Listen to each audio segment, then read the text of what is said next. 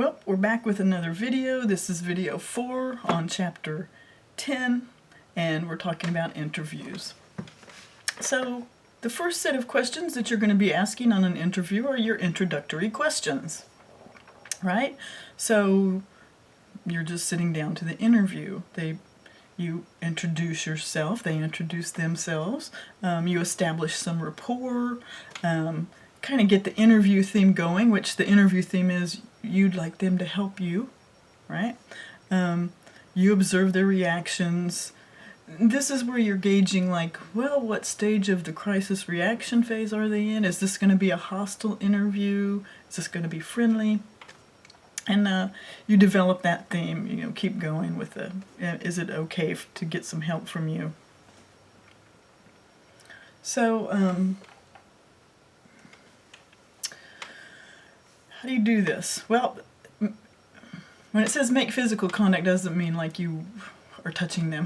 What that means is you contact them and get in touch with them and say, hey, I'd like to talk to you about this situation, and when can we meet, when's good for you. You're trying to be convenient, and this is helping you gauge how reactive they are to what you're saying.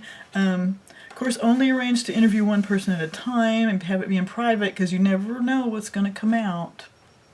You might think you do, but you don't. So at first, right, you're asking non-sensitive questions, you're kind of meeting each other. Get their commitment for assistance. Remember, the idea is you'd like for them to help you, right? And in your book, there's a lot of good questions. There's examples. There's walkthroughs of this kind of thing. So in your book, there's actual ideas that you can use. So in the introductory questions, you're asking non-sensitive ones. Hi, how you doing? What department do you work in? Oh, I used to work in that department. You're just kind of introducing yourselves and being friendly.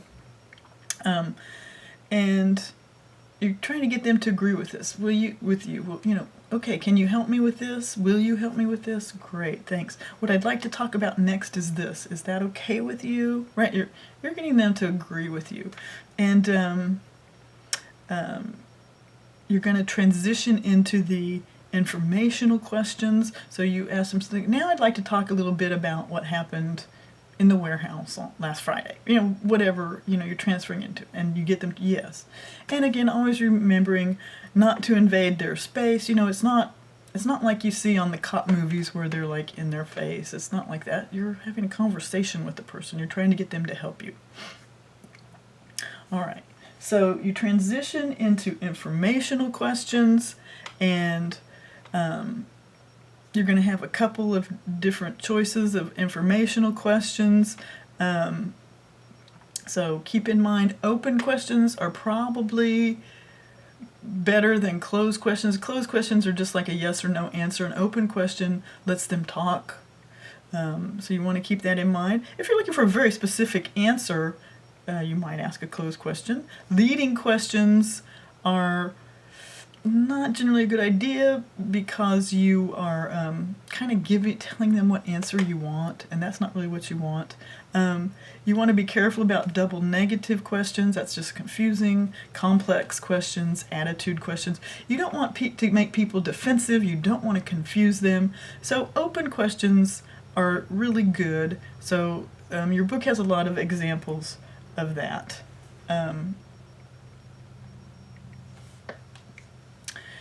You may want to do some controlled answer techniques, which is where you're trying to move them along a timeline, something like that.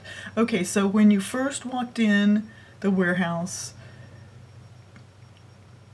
tell me about what you saw. Okay, then did so-and-so do this? Can you tell me what he was doing when you saw him doing that? Right, things like that. Or free narratives, just like, can you talk about, what do you know about this? Tell me. Stuff like that. So free narratives can be pretty good. There are some specific techniques you can use. Right? Begin by asking questions that won't make them hostile. right? They're just nice. You know, ask questions in a way that develops the facts, right? You're going along the scheme. One question at a time, right? Don't interrupt, just let them answer. Straightforward. Don't try to be like, I'm tricking you, right? We don't want that. Give them time to answer. Don't interrupt them. Don't rush them. Try to help them remember, but don't suggest answers, right? So like, were you there the day Joe took the stuff from the warehouse? Well, I'm not really sure. It was Thursday. Well, I'm usually there on Thursdays, but sometimes I'm not. It was raining. Oh, yeah, I remember that day. It was pouring. You know, stuff. You can give them little reminders, but you don't want to tell them what you're trying to find. Oh, yeah, I remember that. Joe, yeah, I thought it was strange that Joe kept coming and going in and out of the warehouse.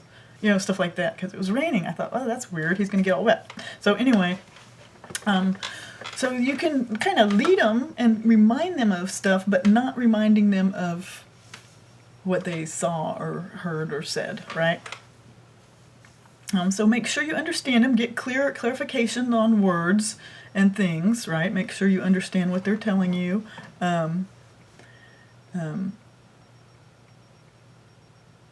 Make sure that while you're doing this, you're summarizing things as you go. So again, this chapter in the book has a lot of great questions and a lot of great ways to do this.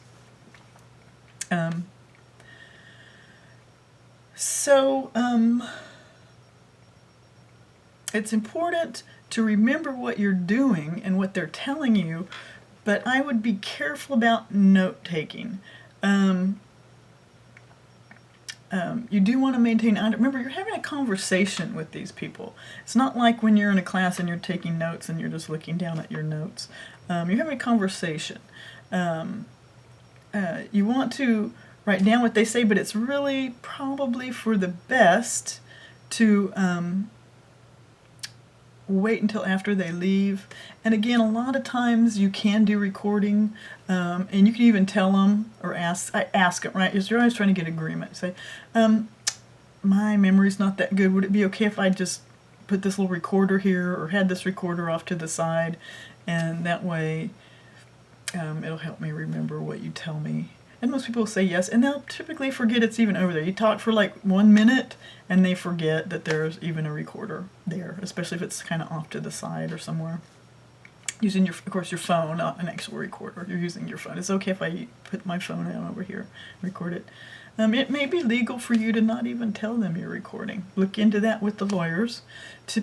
Honestly, in Texas, you could probably record a person, but it depends on a lot of things. So check with the lawyers before you do something like record people without telling them.